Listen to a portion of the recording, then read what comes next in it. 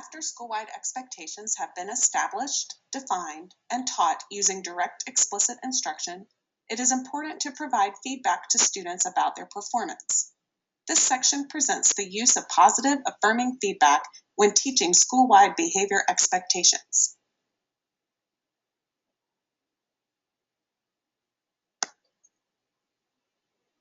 On the surface, a school-wide acknowledgement system may look like it is about tickets and prizes, but it is actually a system to help adults remember to provide specific positive feedback when students meet the behavior expectation. Why should we develop a school-wide acknowledgement system? First, most people focus on what they hear or see the most.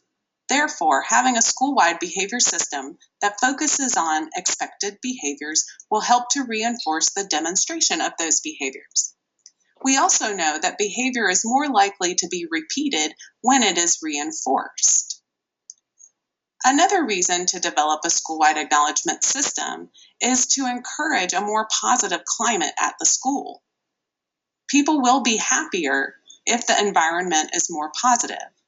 When people are in a more positive environment, they are also more likely to take risks and be successful.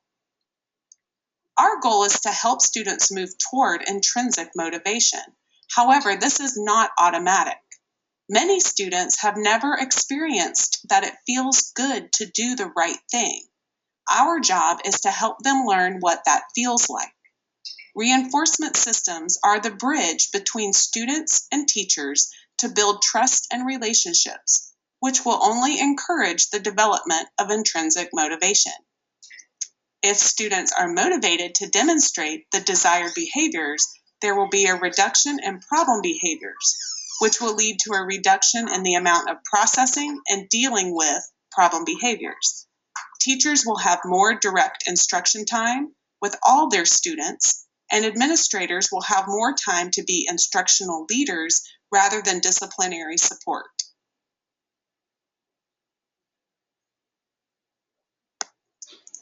The goal of any school should be to create a learning environment where students are engaged and successful. If students are receiving specific praise when they meet academic and behavior expectations, they are more likely to repeat those behaviors. Another goal for schools should be to teach, support, and encourage students to be self-managers. This is why the acknowledgement system should not be only about the tickets and the prizes, but about the specific praise that accompanies them. Students should not depend on being recognized to behave well. For example, when toilet training young children, they may receive stickers or other tangible items when they use the toilet correctly. Those tangible items are not needed for most people by the time they enter school. The children have learned that they do not need to be recognized for that skill anymore. We also want students to be able to sustain and expand the skills they learn in school to life experiences beyond school. A real-world example might be that an adult may set a weight loss goal and treat herself or himself to a new article of clothing when the goal is met. Also, at many fast food restaurants, the drive-through employees are given stars or smiley faces or stickers when they meet certain goals for speed and accuracy.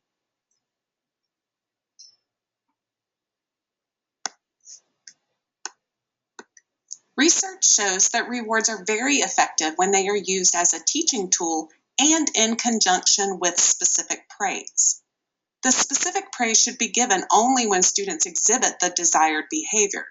For example, a teacher might say, "Molly, I see you got your warm-up notebook out and started on the bell ringer activity. Good job." Not, "Good job, Molly." While we want to fade the rewards and feedback over time for specific behaviors, we may continue to provide that same feedback for new behaviors being learned or practiced. If the acknowledgement system is complicated or takes up too much time or effort, it will not be delivered with fidelity and consistency. Therefore, it is very important to include the staff members in designing the delivery method. It is also important to survey the students to find out what would be incentives that would be appropriate for them. When the students are surveyed, they can be given parameters for the incentives. For example, students could be asked to brainstorm rewards that are free. While it is important to develop an acknowledgement system school-wide, it is also important to develop a classroom acknowledgement system.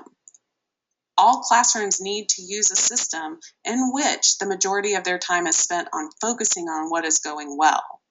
There is research that shows that students perform better in environments in which there are 4 times more positive statements as corrective statements. The same research states that corrective feedback should be instructional and not negative or punitive. When the, quote, corrective feedback is negative and punitive in nature, then the number of needed positive statements in the ratio is much, much higher. Teachers need to provide ways to give specific feedback and praise, but these methods should not require a treasure box or tangible rewards. While there is a great deal of scientific research that supports the use of acknowledgement and reward systems in schools and in classrooms to encourage the learning of appropriate behavior expectations, there is no research that supports the use of progressive consequence systems. These systems are not the same as positive reinforcement systems or acknowledgement systems. They also do not align with the philosophy of a tiered system of positive behavior interventions.